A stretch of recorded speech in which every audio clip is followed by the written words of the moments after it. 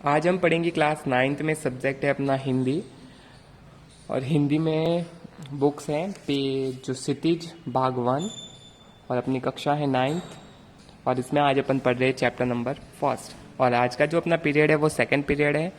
तो हमने पिछले जो फर्स्ट पीरियड था उसमें पढ़ा था लेखक परिचय, जिसमें दो बैलों की कथा के जो लेखक थे प्रेमचंद जी, उनका पूरा लेखक परिचय अपन ने पढ़ा था। और उसका मैंने आपको वर्क भी दिया था, तो आपने उससे अच्छे से लर्न भी कर लिया होगा और पढ़ भी लिया होगा।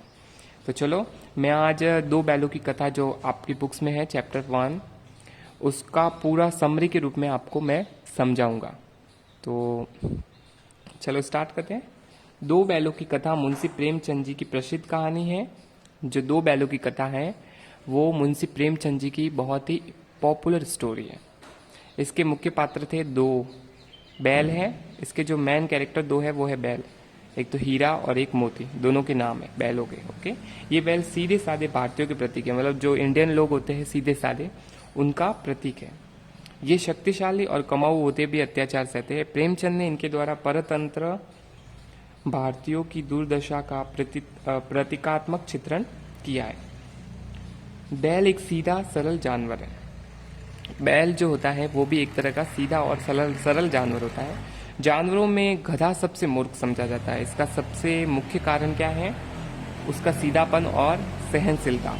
वह सुख दुख, लाभ हानि सभी में एक जैसा रहता है। इसी सीधेपन और सहनशीलता के कारण भारतीयों को भी अफ्रीका और अमेरिका में अपमान सहना पड़ता था। गधे से थोड़ा ही कम सीधा एक और प्राणी है जिसे जो है अपना बैल। यह कभी कभी अड़ भी जाता है, इसलिए इसका स्थान सीधेपन में गधे से कुछ नीचा है। ओके, तो सबसे जो सीधा जानवर होता है या सबसे मूर्ख जानवर वो होता है गधा, और उससे नीचे श्रेणी में आता है वो आता है बैल।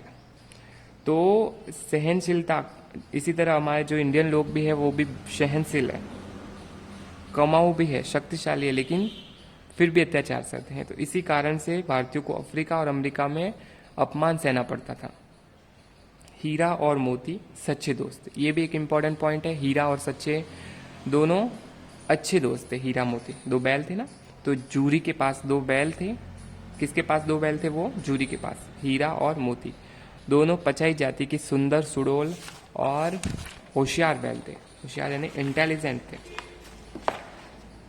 लंबे समय से साथ साथ रहते हुए उनमें गहरा स्नेह हो गया। स्नेह यानी एक दूसरे के प्रति प्रेम। वे साथ साथ खाते और खेला करते थे। वे एक दूसरे को चाट सूंघ कर अपना प्रेम प्रकट करते थे। आंखों से ही एक दूसरे के सुख दुख समझ लेते थे। इस तरह से इन दोनों हीरा और मोती में सच्ची दोस्ती थी। इस पॉइंट को अपन ने समझ लिया। नेक्स्ट है हीरा मोती जूरी की ससुराल में। जूरी ने एक बार दोनों बैलों को अपने ससुराल भेज दिया। बैलों ने समझा कि मालिक ने उन्हें बेच लिया, इसलिए वे अड़ गए यानी नहीं मानेंगे, हम नहीं जाएंगे, इस तरह से अड़ गए। जूरी का साला गया उन्हें आगे धकेलता तो वे पीछे जोर लगाते।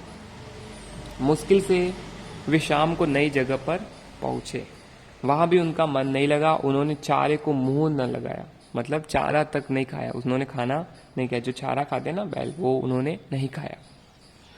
फिर नेक्स्ट पॉइंट है बैलों का वापस जूरी के पास आना। पहले तो जूरी के ससुराल में लेके गए बैलों को, जूरी का साला लेके गया, फिर बैल वापस जूरी के पास आए।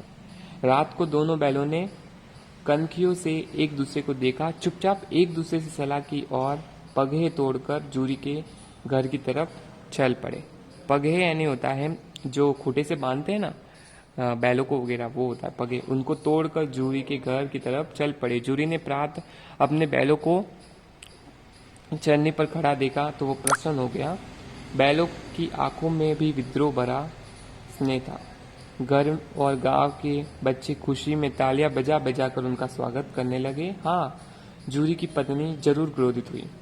वह उन्हें नमक हराम कहकर क्रोध प्रकट करने लगी। गुस्से के कारण उसने बैलों को सूखा चारा डाला। बैल चारा खाते तो कैसे? जूरी ने नौकर को चारे में खली डालने को कहा, किंतु मालकिन के डर के कारण उसकी हिम्मत नहीं हुई। ओके, तो इस प्रकार वापस जो बैल थे दोनों हीरा मोती, वो वापस जूरी के पास आए। इसी तरह नेक्स्ट क्या होता है फिर आगे, हीरा मोती का पुनः जूरी की ससुराल जाना। दूसरे दिन जूरी का साला फिर ही से हीरा मोती को ले गया। इस बार उसने दोनों को बहुत मोटी रस्सियों से बांधा और उनके सामने सूखा भूसा डाल दिया।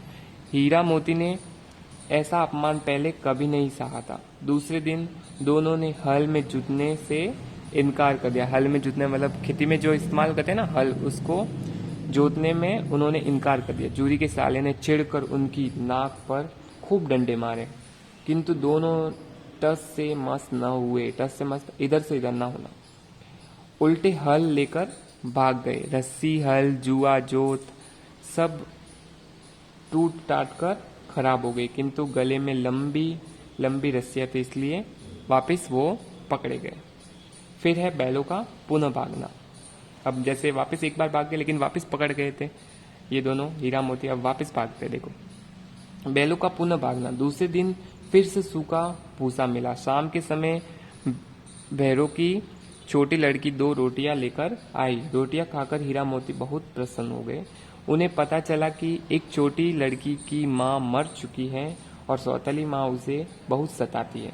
मतलब जो भैरों की छोटी लड़की थी ना, वो उसकी माँ मर चुकी थी और उनकी सौतेली माँ थी, मतलब उसकी माँ मर चुकी थी सगी वाली, उसकी सौतेली माँ उसे बहुत सताती थी। मोती का मन चाहा कि भैरों को या उसकी नई पत्नी को उठाकर फेंक दे, किंतु लड़की का प्रेम याद करके वह चुप रह गया। अगली रात दोनों ने रस्सी तोड़कर भागने की योजना बनाई, वापस भागने की। वे रस्सी को पतला करने के लिए चबाने लगे। तभी छोटी लड़की ने आकर दोनों की रस्सियां खोल दी, किंतु बैल लड़की के प्रेम के कारण न भागे। सहसा लड़की ने शोर मचाया, फूका वाले बैल भागे जा रहे हैं, दादा भागो। जैसे लड़की ने चिल्लाया कि दादा भागो, बैल जा रहे हैं, भाग के गया। हड़बड़ाकर भीतर से निकला और बैलों को पकड़ने चला। तब हीरा मोती भागने लगे। गया ने उनका पीछा किया। गांव के दूसरे लोग भी पीछे हो लिए। दोनों रास्ता भूल गए। नए नए गांव पर पार करते हुए वे एक खेत के समीप पहुंचे जहां मटर का खेत था। दोनों ने खूब मटर खाए, ओके, और मस्त होकर उछलने कूदने लगे। सांड से लड़ाई। अब देखो सांड से लड़ाई मतलब दोनों हीरा मोती सांड से लड़ेंगे। अचानक हीरा मोती के सामने एक बहुत बड़ा सांड आ गया। दोनों डर गए, लेकिन दोनों ने मिलकर सांड का मुकाबला किया और उसे बेदम करके गिरा दिया। हीरा मोती पुनः पकड़े गए। सांड को उन्होंने हरा दिया।